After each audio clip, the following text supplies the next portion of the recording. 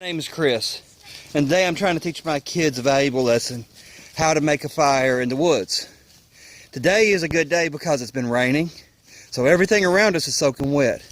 And I'm bringing them out here to show them, even though the ground's wet, you can still find ways to make a good fire. Right here, you notice right here on the tree, it's still dry. I should be able to just take my knife and shave a handful or two of this bark off, and I should be able to help that to get me a fire going. Now I'm going to sit there and I'm going to look around and see if I can find a few more things that might help us to find a good fire, or to make a good fire. See, Miss Willow here has found some pine needles, and we're going to walk around and we're going to look and see if we can find us some more dry tinder. It shouldn't be too hard. It's not going to be easy, but it shouldn't be too hard too.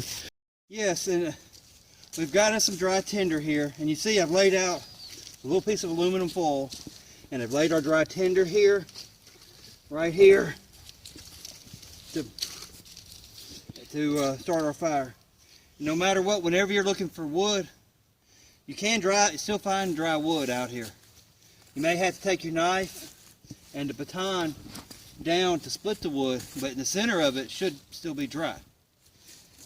So what I'm going to do is find my magnesium rod here.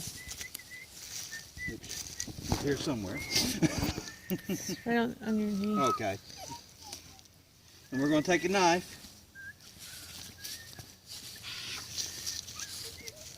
and we're going to try to shave. Or I'm going to try to shave because everything is wet.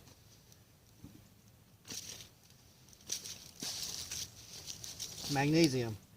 It's a little easier said than done. So we're going to find that. I bought this magnesium from Walmart or somewhere else, and it's a good thing to have. You watch them on TV and they make it look like it's easy to shave. I'm going to tell you right now, it's not. And when you're doing it, don't do it on aluminum foil, because apparently it's a little hard to see. So I'm going to improvise. I'm going to take my hat here. Put my hat off, and I'm going to take it. And let's start to see how well this will work. Hey, maybe just start right fucking anything.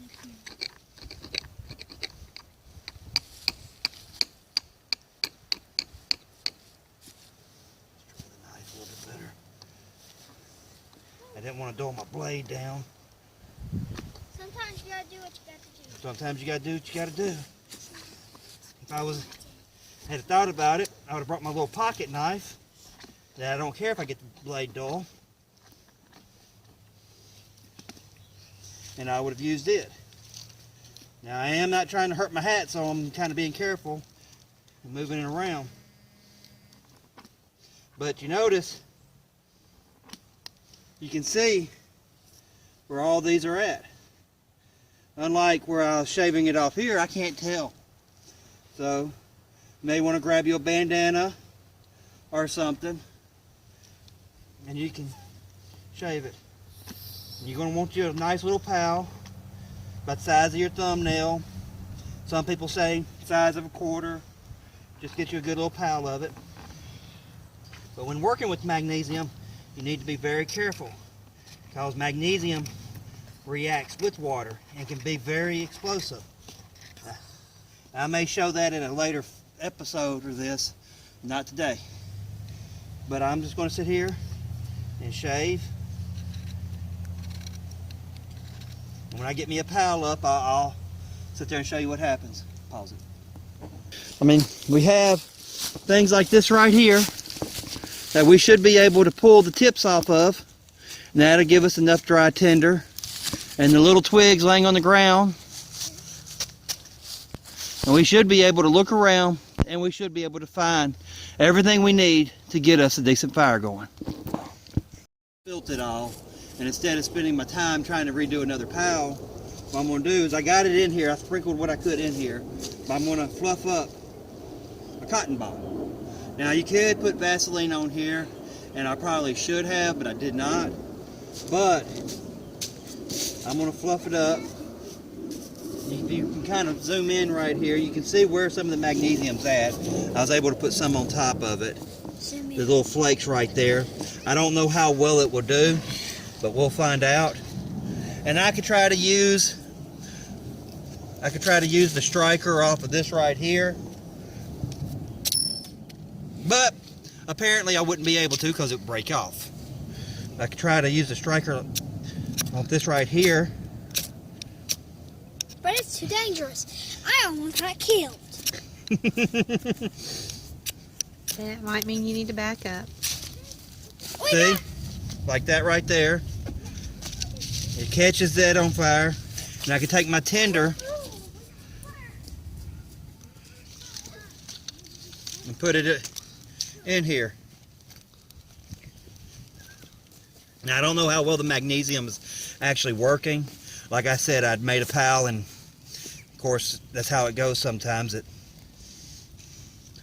And I'm starting to run out of daylight here, so I cheated a little bit.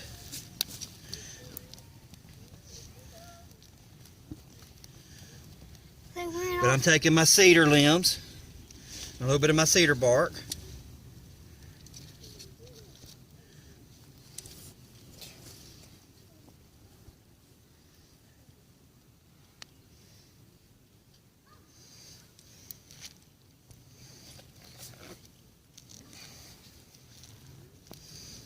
And I'm trying.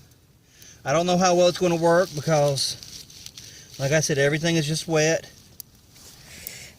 If you want me to, I'll go find some dry pine needles. If you want, you can go find some dry pine needles. If you can. Remember to look at the base of the trees.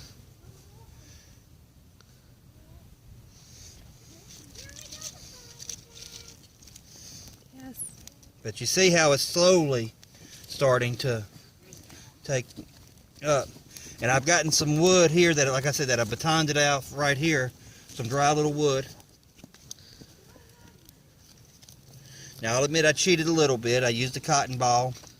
Like I said, I had some magnesium, but I dropped it.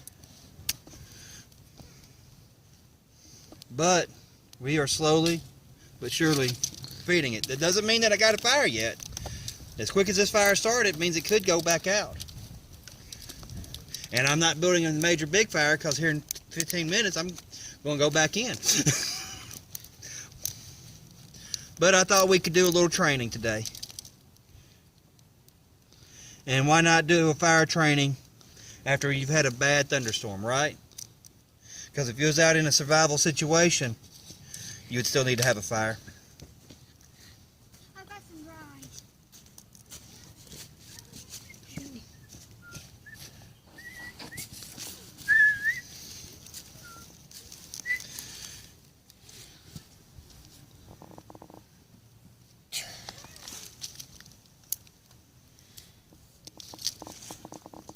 There, we got some fire going. That's the best thing about a hat. You can use it to provide oxygen to the fire. Because the fire is going to need several things. It's going to need fuel, which is what our dry tinder is right here. It's going to need air.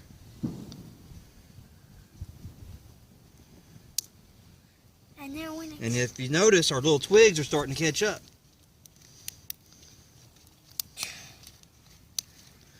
The thing is, if you put too much on the fire at one time, you can smother it out. I heard you. But you can take your wet wood and you can put it around the fire. I've had some experience. You take your wet wood and put it around the fire, and as it's getting it started, that wet wood can be drying. Like this.